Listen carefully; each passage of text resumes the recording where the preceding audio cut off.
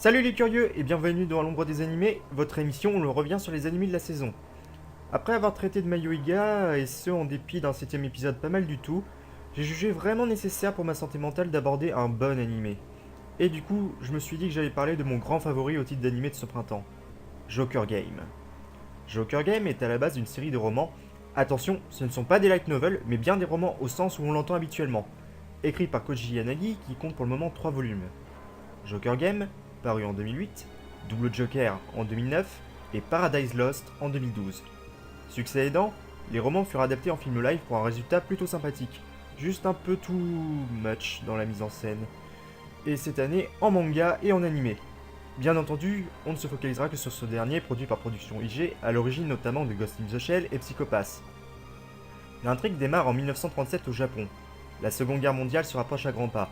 Un colonel de l'armée, Yuki, décide de former une organisation opérant en marge de l'armée, l'Agence D. Ces agents ne sont que des civils, pour la grande majorité des étudiants, ils sont formés à la collecte de renseignements et à l'espionnage. Avec un mot d'ordre du colonel Yuki, ne tuez pas, ne mourrez pas. Ainsi, ce ne sont pas moins d'une dizaine de jeunes hommes qui deviennent de véritables espions, parés à toute éventualité, que nous allons suivre au travers de leur mission aux quatre coins du globe, égrenant les années. J'avais tout misé sur cet animé en le mettant sur ma liste, et ce pour deux raisons. C'est une adaptation de roman et en général elle rentre très bien en animé, Shinsekai Yori ou Aoi Bunkaku Series par exemple, et périodes comme contexte sont selon moi peu exploitées dans l'animation japonaise. Bref, ça partait très bien selon moi cette affaire, surtout en ayant un studio comme Production IG derrière, et je suis très content de voir que contrairement à Mayoiga, Joker Game est à la hauteur de mes attentes pour l'instant. La première chose que j'estime importante à vous dévoiler, c'est la structure de l'animé. En effet, Joker Game a une approche épisodique de son univers. À l'exception des deux premiers épisodes, les suivants suivent cette formule. Un épisode égale un espion, une mission, un contexte historique différent. Cette formule présente de nombreux avantages, nous présentant une variété d'époques et de lieux tout en exhibant des approches différentes de l'espionnage, ce qui renouvelle constamment notre intérêt. Toutefois, elle a également un inconvénient. Difficile de s'attacher aux personnages quand on ne les côtoie qu'un épisode. Et le chara-design n'aide également pas à les différencier, certains des membres de l'agence D étant presque de parfaits sosies. Je vais être franc, j'ai considéré cela comme un défaut jusqu'au 4ème épisode. Mais celui-ci m'a fait me poser une question toute simple. Et si ce n'était pas l'effet voulu au final? C'est bête à dire, mais les personnages sont des espions. Et si on associe couramment la profession à des figures comme James Bond ou Jason Bourne, qui font rarement dans la finesse, cette activité consiste à se fondre dans la masse et à accomplir son objectif sans que sa présence ne soit dévoilée. En conséquence, c'est un choix logique de faire ressembler les agents à Monsieur Tout-le-Monde, tout comme de leur donner de faux noms, même lorsqu'ils nous sont introduits. Nous ne sommes pas censés nous attacher aux personnages, mais simplement suivre leur mission et voir quels effets ces dernières auront sur l'histoire avec un grand H. Et comme les missions ne se répètent jamais dans leurs objectifs, on est plongé dedans. Tantôt vous aurez droit à une affaire de corruption interne, vous demandant pendant tout l'épisode où est l'espion, tandis que vous suivrez un personnage random. Tantôt vous serez plongé au début de la résistance et de la collaboration en France. Et multiplier les situations comme cela, je pense que ça marche vraiment pour une œuvre de ce type. Néanmoins, vous pourrez regretter qu'il n'y ait pas d'intrigue globale, et c'est votre droit. Mais il semblerait à l'issue du 6ème épisode qu'une trame principale se mette en place. Il faut voir si ce n'est pas simplement une piste jetée comme ça, mais ça pourrait renouveler encore une fois l'intérêt de la série. Un autre point que je trouve dommageable est la relative aisance des agents à réussir. Ça manque de difficulté au travers de leur route, ce qui diminue l'attention de l'ensemble de l'animé. On a constamment l'impression que les personnages se disent toujours exactement comme prévu.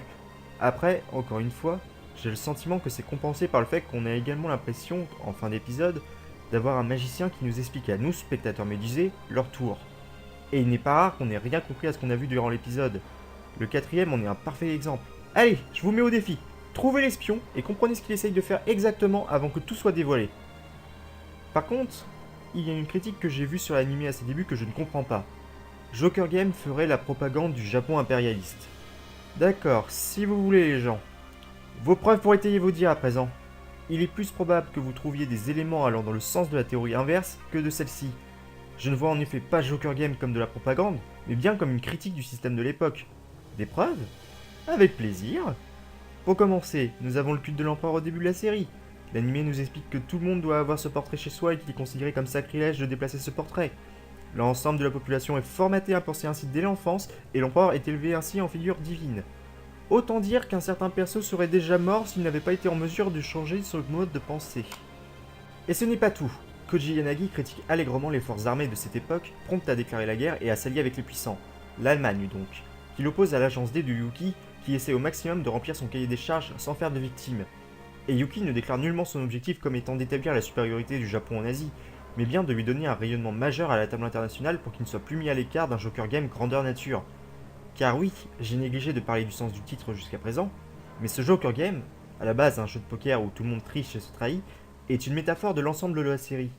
L'univers de Joker Game est froid, sombre, vous ne pouvez faire confiance à personne. Vos proches pourraient très bien vous asséner un coup de poignard, mais vous devez quand même utiliser les autres pour parvenir à vos fins. Ce simple petit jeu introduit au premier épisode de la série résume tout de cette dernière. Il faut être plus malin que tout le monde pour réussir, et c'est le cas du colonel Yuki. Ce dernier n'est pas très présent après le deuxième épisode, mais paradoxalement, c'est peut-être lui le personnage principal de l'anime. Il met toutes les stratégies en place et ce sont ses agents qui font le reste, un véritable cerveau. Du point de vue technique, c'est comme d'habitude avec IG très bien animé. Je ne reviendrai pas sur le carré design, je estime avoir tout dit, mais je vous laisse admirer le cousin de Roger d'American Dad. L'OST accomplit son travail à la perfection en nous plongeant vraiment dans cette atmosphère fin des années 30, et si je devais faire un top d'opening et d'ending, ce que je ne ferai jamais, ceux de Joker Game seraient en bonne position. Pour résumer, Joker Game est l'anime le plus solide que je regarde cette saison. Je ne trouve pas de réels défauts, mais si vous regardez la série et en avez trouvé, commentez, n'hésitez pas. Et si vous ne l'avez pas vu, je vous le recommande chaudement. C'est tout pour cette fois, il n'y aura pas d'Alombre des animés avant la fin de semaine prochaine, car je dois terminer en priorité l'épisode classique. En attendant, bon courage et portez-vous bien.